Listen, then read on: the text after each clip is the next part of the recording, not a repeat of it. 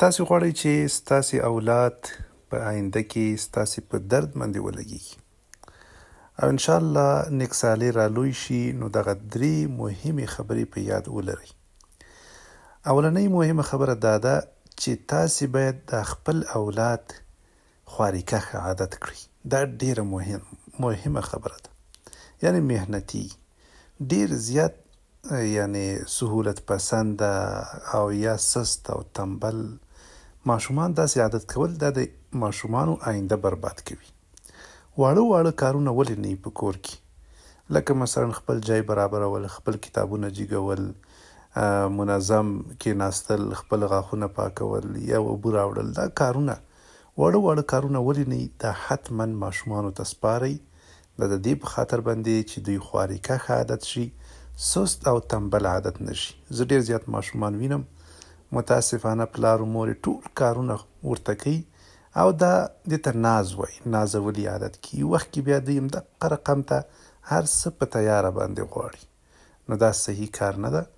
د اولاد په تربیت کې دا ډیره مهمه ده چې موږ او تاسو هغوی خواريکښ عادت کو، نو انشاءالله آینده کې به دوی چاته محتاجه کیږي نه او آینده کې به دوی خرابېږي نه. دویمه مهمه خبره دا ده چې خپل اولاد ته دا ورزده کوي چې دوی باید خپل جذبات کنټرول کړي. یعنی په وړه خبره باندې، په وړوکي مشکل باندې، په یو وړوکي غم باندې، په یو وړوکي تاوان باندې زر تر زر احساساتي نشي. باید متاسفانه زمونږ په وطن کې وړه خبره کیږي او خلک یو دم راجګ شي او څه چې زړه غواړي هغه کوي او بد رد وایي او کنځاک او بې حوصله توب او غلطې فیصلې دا انسان خرابوي.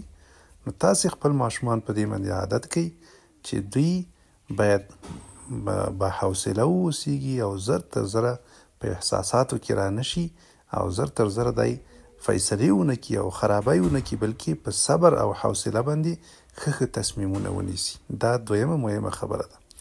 اخرنۍ مهمه خبره هغه دا ده چې تاسې باید ماشومانو ته کله ناکله نه ووایئ. یعنی ماشومان ډیر زیات اکثر وخت فرمایشات لري، دا غواړم، هغه غواړم، دا راکه، دا او دا. کله ناکله نه ورته وایئ تر څو د ماشومان له دې سره عادت شي چې ګورئ د دوی ټول ارمانونه، ټول خواهشات په دې دنیا کې امکان نه لري چې پوره شي. کله ناکله موږ تاسو له سختو حالاتو سره هم مخامخ کېدلی شو.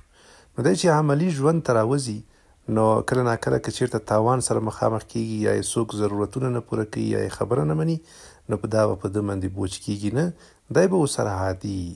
یعنی دا ماشومان باید موږ تاسو داسې عادت کړو چې دوی نرم واوسېږي، نه دا چې سخت، چې عادي غوندې خبره وشي په ژوند کې یا څه حادثه راشي بس دوی یو دم وایي چې بس دغه رقم به کېږي او زه نور خبره نه منم. نه، دا ښه کار نه ده.